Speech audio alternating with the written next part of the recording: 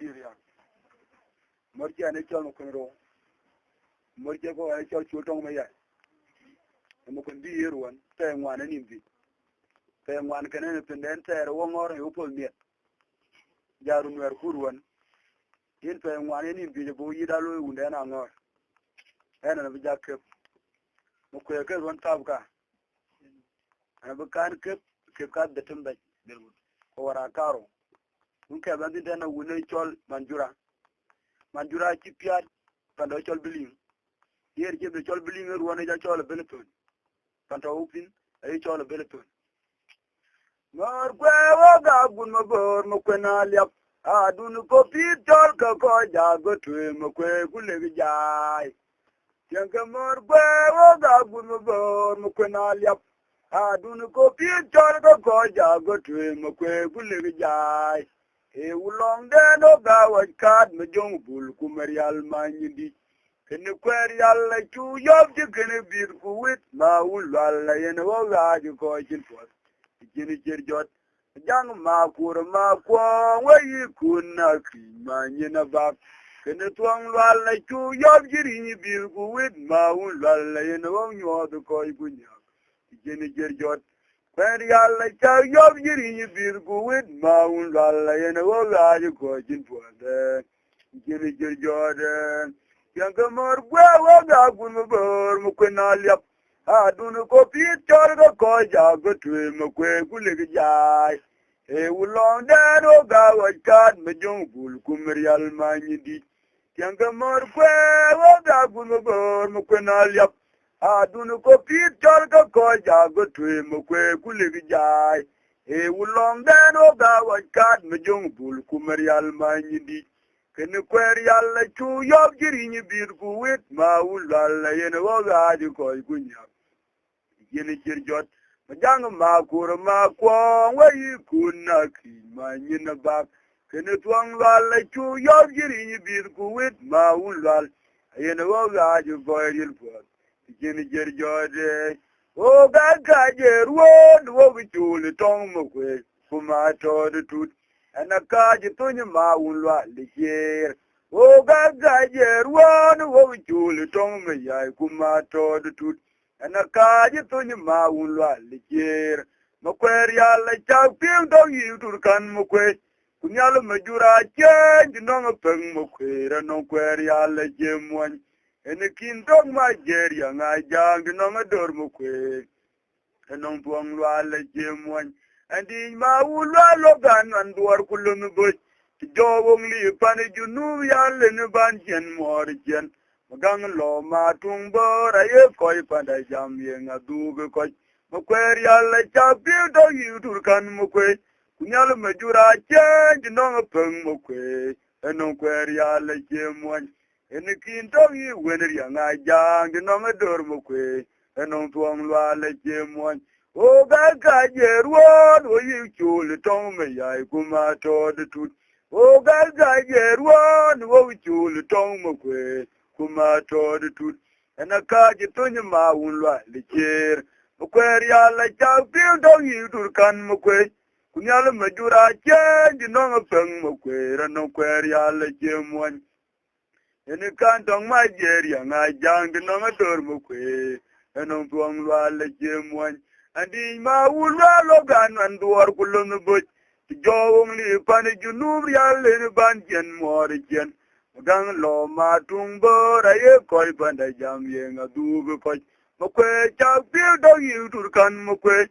wen ma jura che de no ngapeng mo kwe ra no tuong lwa le jemwan ene kan tong ma jeria nga jang nong ador mo kwe enong tuong lwa le jemwan to wel ma be ma gang pa na yuen ba ye jengu nong ton nong yen o chola ngora wo ga ngor pan jengum ba ye jengu nong ton dirgo to wel ma be gang pa na yuen ba ye jengu nong ton nong yen o chola ngora wo ga ngor pan jengum ba ye jengu nong ra nong malo when jong kui di jinya ma ken galam ku ki mai bu mor kwek magage bino we ariyo lo ma di jinya ma ken galam ku Imai ku mor gwek magage bino we yario. Tulel mabe gang bana yuen ba ye jengu nong ton yinok. Yen wo chola ngora wo ngor ban jengum. Ba ye jengu nong ton dirgok. Hello when a jong we di kenya ma ken galam ku. Imai ku mor gwek magage bino we yario. Hello ma unda di kenya ma ken galam ku. Imai ku mor kwek magagi bino we yario. Hello when a jong kui di jin ya ma ken galam ku. Imai ku mor kwek magagi bino we yario. Ma to la le jinga to pin boli di mo kwe brava jam majan. Aloi long pa na yuen mo kwe mi ya nyodo majan. Ma wula le jinga to pin boli di mo kwe brava nyodo majan. Aloi long pa na yuen mo kwe mi ya nyodo majan. Nyina bor ma be nyina jer krodi ji kon buna jok mo kwe no wuni nyane diar long. Yom ma mir chitam moga ga jindal mai pinter.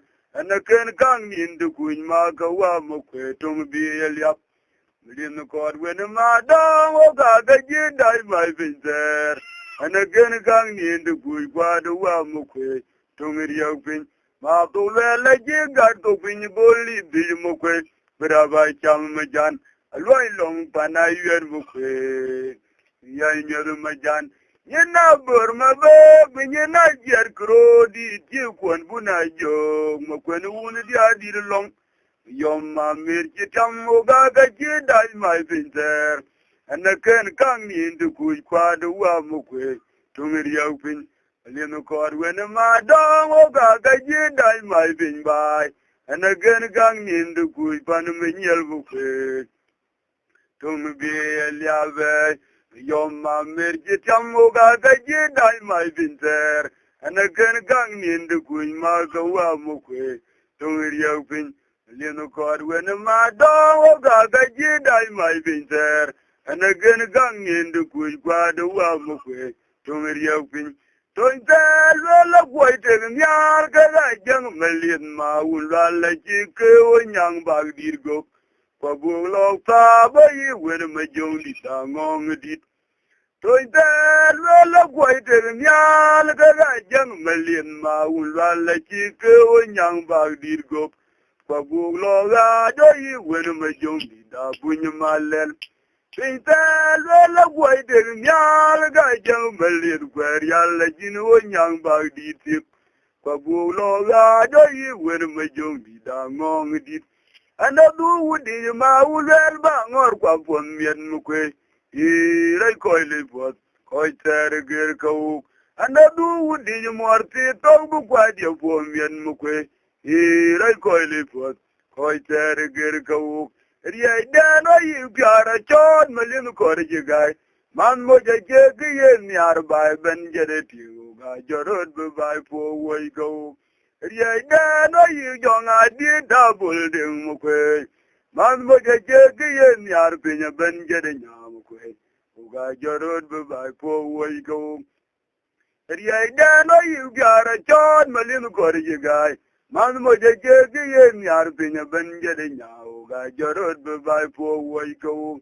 Tointel wala kway te nyar ka ga jang malir kwer yalla chin wo nyang bag dirgo. Kwa bulo ga jo yi wer ma jong di da ngong dit.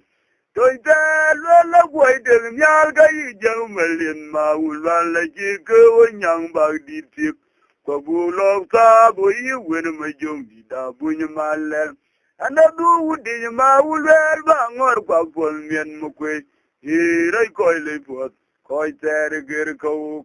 Riai dano yi gyara chon malin kor jigai. Man moja kegi ye niar bai ben jere tigu ga jarod bai po woi kau. Riai dano yi jonga di double ding mukwe. Man moja kegi ni dolga pinya ben jere nya. Uga jarod bai po woi kau ge. Nadir manjura uetiar kekur maulwal. Ipe pana yuen jarge benduan nyal. Chanbe ya koi di podo mokwe. Nadir manjura wadiar ke kor maulwal. Mir kwe pana yuen jarge benduan nyal. Ibiyan into for the Mokwe, Yeramu, Yanagangum, Kagatoa, Yana, when you are quite your my jet, Yera Kurkwabar will point you, Mokwe, Bag dear Pablo Lemoy, Taki and Dal with Yawaga, Bedong, Galong, Yanading, Yera Kurkwabida will point you, Mokwe, Babalu, dear Pablo Lemoy, Taki and Dal with Yawaga, Bedong, Ogor Kumayandi. Yera Kurkwabar will point you, Mokwe. Ugabilu idiot problem moy nadir manjura wadiar ka korma un galmir kwel panaiven jarge bandwan nyal tande ya goit for the mukwe nadir manjura wadiar ka korma to galmir te panaiven jarge bandwan nyal tande ya goit for the mukwe dera mu nyan gangmum ke to wam nyana woinwer kwai yor mai jek dera kur kwa bina wo poanye mokwe bag dier Pablo Lemoy Taki yen jal we diawo ga bedong wa luongu nyane ding dera kur kwa bina wo poanye mokwe bag dier Pablo Lemoy wode ma wulali kudwan mrial majong ding mayat wode ma wulali kuden wen majong ding mayat Chuka tuam yino pa wone magang yal kweda jolili. Wade ba wulale kedwan wene majong ding mayat. Chuka tuam yino pa wone magang yal kweda jolipiang. Makwer yal kuchama bega ya kagnyaling mukwe. Chicken kedai nok tirukod ko ya nyuru nyamba. No ba wulalu yene yeje. Mukwe yal kuchama bega ya kagnyaling mukwe. Chicken kedai mor tirma jongo ya nyuru nyamba mukwe. No ma wulalu yene yeje. Mukwe yal kuchama bega ya kagnyaling mukwe.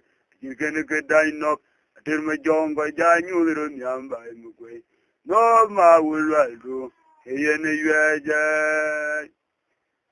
Kem mukunro ati toten kana wundi zedi wundi kindim ter kilo yana ne chal malo wa bija kan war ore morpa wa ko di dewu kwen yo nyin jenya na bel mo ka ye nyin jedda ana ma ju ba lo go yo nyin jenya na bel mo ka ye nyin jedda ana ma ju ba lo go ye nyin jenya na bel mo ka ye nyin jedda ana ma ju ba lo go marial be kitele ye nu marial be kitele ye nu marial be kitele ye nu Makwendiana wuna kiri mayadi da liuka wuna. Machiga bilo nchamanchita kuta. Makwendiana pani kiri mayadi da liuka wuna. Machiga bilo nchiranchita kuta. Makwendiana pani kiri mayadi da liuka ya. Wajilo nchamanchita kuta. Makwendiana pani kiri mayadi da liuka wuna. Machiga iban nchamanchita kuta. Makwendiana pani kiri mayadi da liuka wuna. Machiga bilo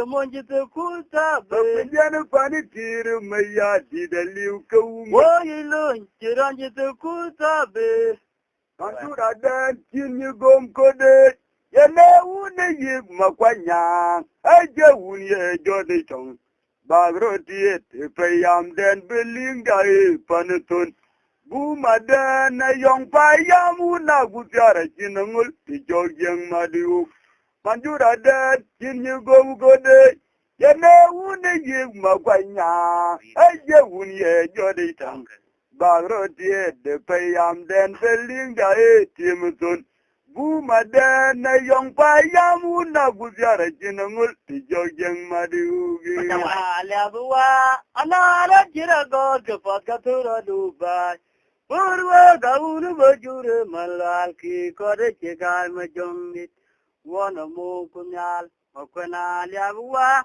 Anara jirago kepakatura Dubai Purwa gaunu bajure malal ki kore chegal majongit Wana mukunyal kumara liabuwa Anara jirago kepakatura Dubai Purwa gaunu bajure malal ki kore chegal majongit da na ga yenyal Mandura de kini gom kode yena wuni yip makwanya aje wuni jodi tong bagro tie payam den building dae panetun bu made na war payam wuna gutiara kinangul tijojeng madu Mandura de kini gom kode yena wuni yip makwanya ke wuni jodi tong bagro tie de payam den building dae timutun bu maden na yong payam wuna gutiara kinangul tijojeng madiuge wara labwa kanara jira gor ke pakatura dubai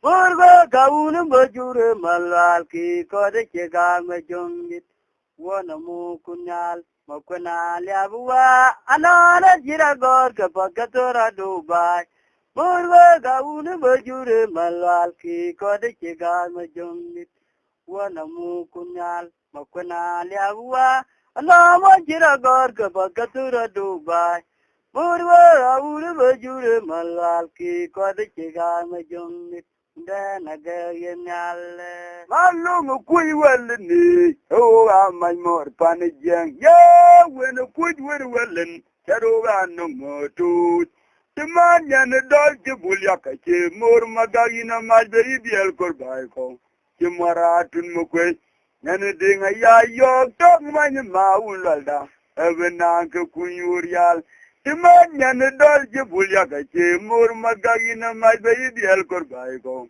Ejamaratun mukwe nene dinga ya yo tok many maulalda evenan ke kunyurial Doga naga maguntung Agona majidara ti madunya Ratir kalta kache vyakaran nangya Doga naga maguntung Gona majidara ti madunya Ratir kalta kache vyakaran nangya Aya jo wini manganya bang Ugalom makar Ukar mara betung lobong Jiran che gugu Ajan majuga wini manganya bang Ugalom makar Ukar mara malungu kuy welni o anu mor pani ye wen kuy welin o anu mor pani jeng timanyan dol jibul yakache mo de yina malbe ibiel korbay go ejamaratun mokwe nyane dinga ya yo demwany maulalia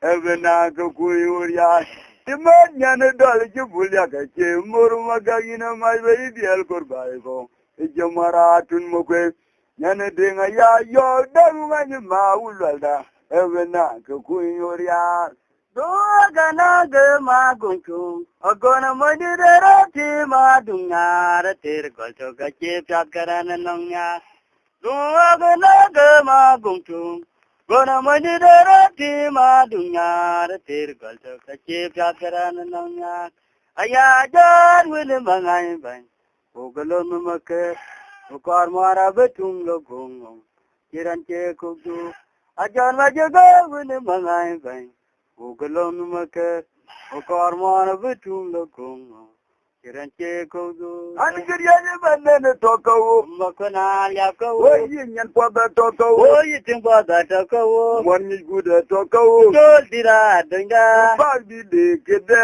Awu ana turba pandani jan Kiriani banene tokawo Makana yakawo Mwani guda tokawo Oyi timba datakawo Oyi nyan langa tokalda Jol dira danga Gowana Ana turba pandani jan Kiriani banene tokawo Makana yakawo Oyi nyan kwaba tokawo Oyi timba datakawo Mwani guda tokawo Jol dida takawo Bagdi de mwade Awu ana turba pandani jan Kiriani banene tokawo Makana yakawo Mwani guda tokawo Jol dira danga Bagdi de mwade Awu ana turba pandani jan Yera mu jamten etiet la dab udi riang mayen kana ke fon miet aga wi ton daga kiyen man tirgila ina fanan tango tan ina kira welo tango ina kirunda jol pa chong kiyen etiet la dab challe jare to ayo ko be welni buga tak ko ka jaror ke Yaran jam. Yan ben sona kin ban jok. Aran captain. Yan wundi ya. Mana tawni cagai. Yan in ben tinten. On jengan ben jakan yen kapit. O kergede. Kan bai joyina chate o pandwana yenyi. Morja ni chol til dap. Mor ko kan chol man del piu. Wani chol gun mage. Yena ni bija kep. O ga jujire o mayan gu ma jekire kedwan. E pinya dor ku go kwa wen ma unlal. E o ko chobdin. O ga jujire o mayan gu ma jekire kedwan. E pinya dor ku go kwa wen ma unlal. E o ko chobdin. Ana chege tege kema ga ge chogen nye kep. Ma unlal ma kwen ko ya tungton. Ana no wawong. Ana jeta ge dilo jikini jon kudut ma unlal. Ana no mori jen. Ana jo di jindong ma ga ge ye ne panalyap. Jo de mor kwe wo ge mare kwe do ga ke no ngorman. Ana jo di jindong ma ga ge ye ne panalyap. Jo de mor kwe ma kwen de ler ding ga ke no ngorman. Ana wuga di je pon jamo kwe. Ni ran po ken. Ding mo kwen tiar cho yi ngero dale ke pej pan jeng. Jin un be un den wor. Ko de la ngora li pa na ko je kelum mo kwe ke ga to tin. Jingi jamo kwe karan ulum. Un ma gur yer me yan jir no ji mo kwe dang di di twen ko no. Ko de la ngora li pa na ko je kelum mo kwe ke ga to tin. Jingi jamo kwe karan ulum. Un ma gur yer me yan jir no ji mo kwe dang di di twen ko nok o ga jut jire o me yan ku ma jek jire gudwan o ga jut jire o me yan ku ma jek jire gudwan di pinya dor ku go kwa wen ma un lwal e o ko chobdin ana chege tege ke ma ga ge chogen nye ke ma un lwal ma kwen ko ja tung ton ana no wa wong ana jeta ge dilo jikini jon ku du ma un lwal ana nong more jen ane jo di jindong ma ga ge ne panalyap jo de mor kwe wo ge mare kwe do ga ke unden pol ane jo di jindong ma ga ge ne pinya ker jo de mor kwe wo ge mare kwe mu kwe o ga ke no ngorman ana urga di je pon de wo ge kara na po gen ding mo kwe ne tia jo yi ngero dale ke pej panijem jin un be unden wor Koi da la ngara li fa na ko je kelum mu kwe ga ga to tin jinga da mu kwe garan ulum unu ma gur yer me yana jirga no ji mu kwe dang ni ye twen ko nok koi da la ngara li fa na ko je kelum mu kwe ga to tin jinga da mu kwe garan ulum magang ri ala yuen ma di de mu kwe pindun jir ya ganwer ana je ponyu ko ji nim loy wudi ma un la loy ma bi ngi kot e kama jeng bon e mara yen ma di de mo kwe pindun jir ya ganwer ana je ponyu ko ji nim loy wunda ma un la loy ma bi ngi kot kama jeng bon to de mo kwe loy bi ga te lam nyang tar je de ben tan pa ji mo de nga da je da nyir poi kwai ma un la gara na jer mo de ro ma gang ji akay po e una ngore to mung pin mo kwe ga to nyalo kut nyana gal wel ni nyen to ma un la le mai din na ga ang tan pa ji mo de na da ja da ni ri bi ma un la gara ni jer mo de ro ma gang ji ka kay po e una ngore to mung pin mo kwe to nyalo kut nyana gal wel ni nyen to ma un la le mai din na ga ang e mara yon ma di de mo kwe pindun jir ya ganwer ana je bonyu go ji nim loy wudi ma un la loy ma bi ngi kot ku ma jeng bon to de mo kwe loy bi ga te lam nyang tar je de ben tan pa ji mo de na da ja da nyir bar kol ma un lal gara ni jer mo de ro ma gang ji akay bo e una ngora do mo pin mo kwe ka to nyol kut na gal wel ni Entoi ma un la le mai di na ga wangit tan pa ji mo de na da ja da nyir poi kwai ma un la gara ni jer mo de ro ma gang je akay bo e una ngora do mo pin mo kwe ka to nyen lu kut na gal wel ni Nyantoy ma un lwal meidi na gawangit. Ene un wangi mor burma gage. Kwer ya la rong bej. Mor pana yuendi jog murti tu gawany ma un lwal mukwe. Kai jibagetak. Ene un wangi mor burma gage. Kwer ya la rong bej. Mor pana yuendi jog murti tu gawany ma un lwal mukwe. Kai jibagelik. Ma dab ma kwen chin nyin di kiye woy nyin wew. Kay de wur ma ka gi metile nyin welwe. Eni cheke diar gabi la mu kwe. Bi luo ke yaman kwa jude mu kwe. Gumi da ngoto bagut. Eni cheke diar gabi la mu kwe. Bi luo ke yaman kwa jude mu kwe. Gumi da ngoto bagut. Eni mu kwe riala che dong bai po tol. Chamo dia luan to jamig long palani kot ka urir magagi. Ipinter mor ka ur. Kol wena dol nguya ko jin mor chwae magangri akwa no mimduru. Kibidai lo ude no ga kol mo kweni nyelawa. Ting mo kweni tiar nguya ko jin mo dale begri akwa no mimduru. Kibidai lo ude no ga kol mo kweni nyelawa. Pantite da dura bai chor ko byom mo kwe.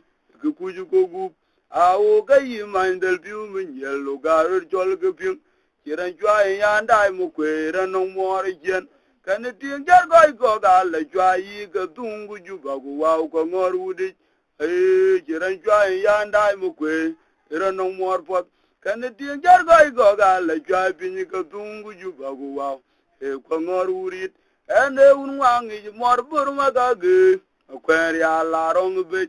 Ene un wangi mor burma gage gwer ya la rong bej mor pana yende jog morti tu ga wan ma ulal mukwe ay jubagetak mor pana yende jog morti tu be wan ma ulal mukwe kay jubageli ma dab ma kwen jin nyin di ye woy nyin wew kay de urma gage metil nyin welwe ene jege diar gabi la mukwe Bi luo ke yaman kwa jude mokwe kumi da ngoto bagut. Eni cheke diar gabi la mokwe. Bi luo ke yaman kwa jude mokwe kumi da ngoto bagut. Eni mokwe rialan chabek bai poitol. Chamo dia luan to jamik long palani kot kaurir magagi pinter mor kaur. Akol wena dal nguya gojin mor chwae magangri akwa no mimduru. Kibidai lo ude nuga kol mo kweni nyelawa. Ding mo kweni tiar nguya gojin mo diar lewu beg dia kwa no mimduru. Kibidai lo ude nuga kol mo kweni nyelawa. Pantite da dura bai chor go byom mo kwe kuju go gup. Awo gayi mandel piu me nyelo garo jol geping. Kiran chwa yandai mo kwe rano mor jen.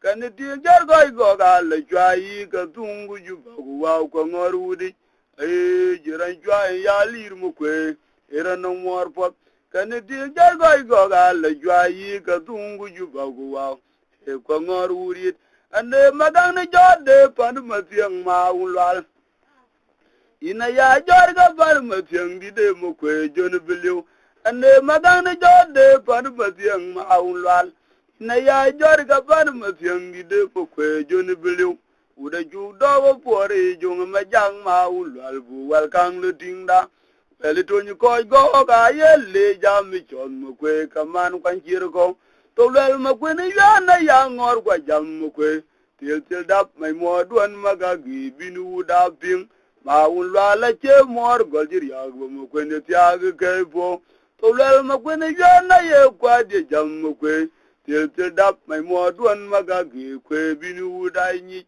ma un la che mor goljir yang mu kwe mu kwende tiage yakal to lel ma kwene yana ye kwa de jam mu kwe ma indel piu mai mo duan magagi kwe binu dai ni ma un la che mor manjir yang mu kwe mu kwende tiage kai po ane magana jode par ma tiang ma un la ina ya jar ga ban ma tiang di de mo kwe jon biliu uda chuk do pore jong ma jang ma ulal bu wal kang le tinda wele to ni ko go ga yelle jam mi chod mo kwe kaman kwan jir ko to lal ma kwe ne yan ye kwa de jam mo kwe til dap mai mo duan maga ge kwe binu da ping ma un la la che mor gol ji yang mu kwe mu kwen de tia ge ke bo to le ma kwen ya na ya ngor gwa jam mu kwe andal bi mai mo duan maga ge kwe binu da ping ma un la la che mor gol ji yang mu kwen de tia ge ke bo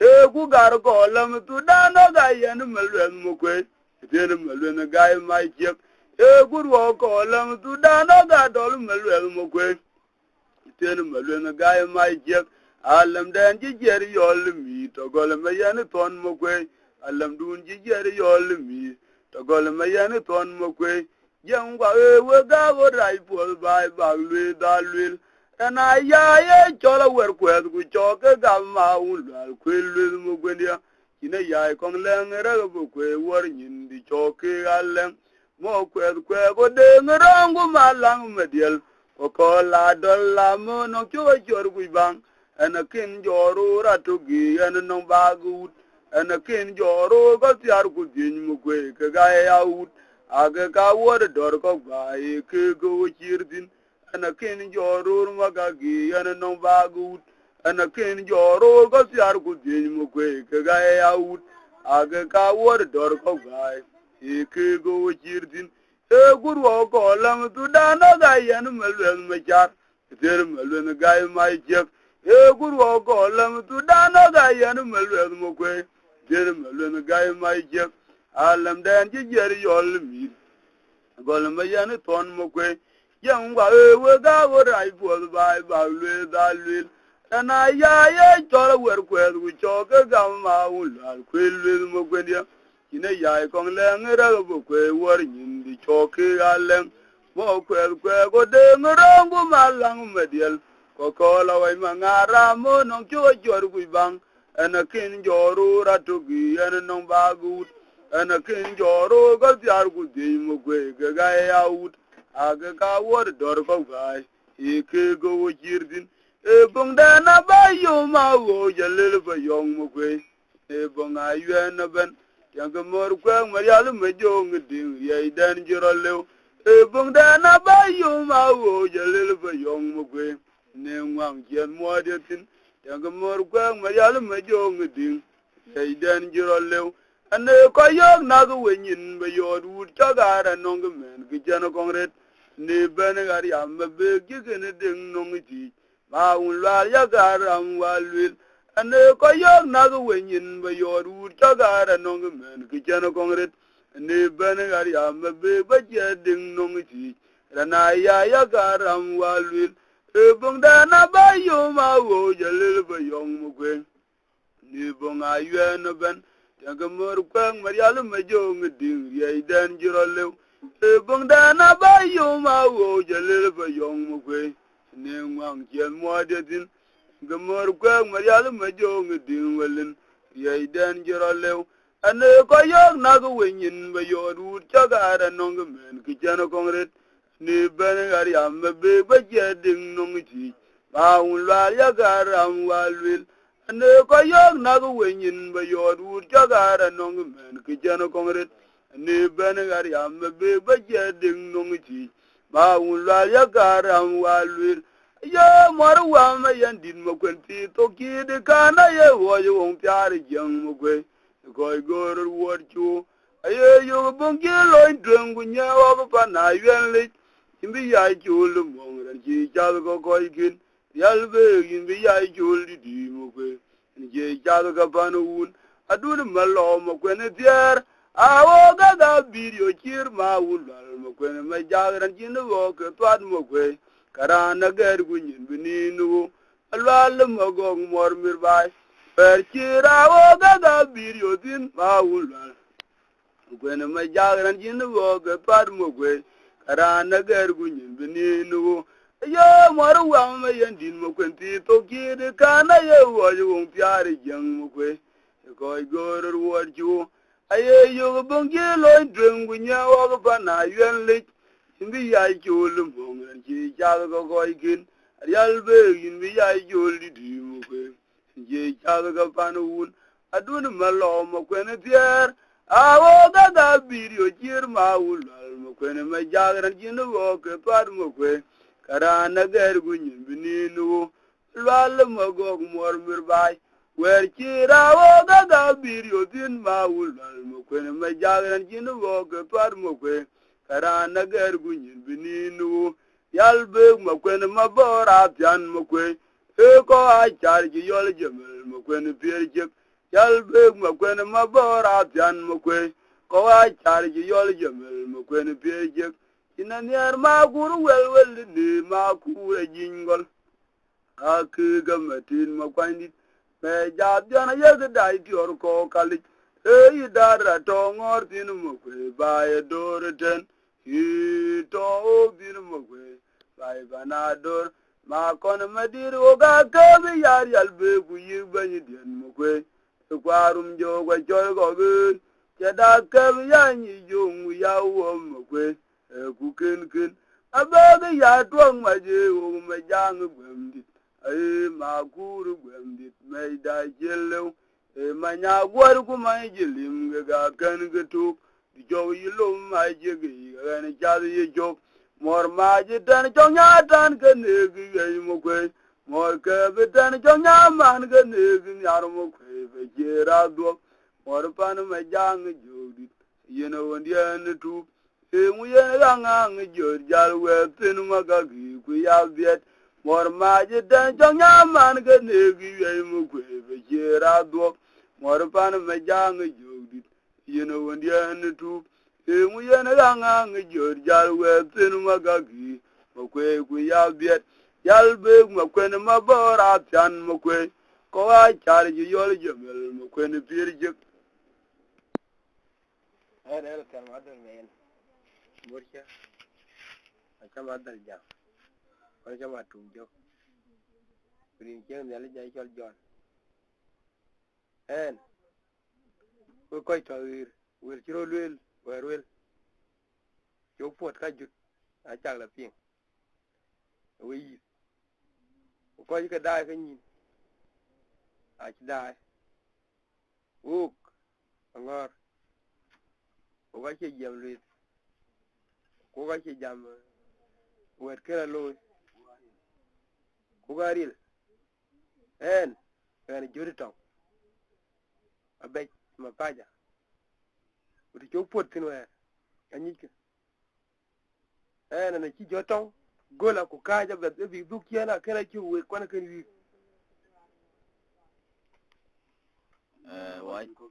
wa ja kala jaret wa ja yu dia ku pedan dum ga ijara ka chin ko kya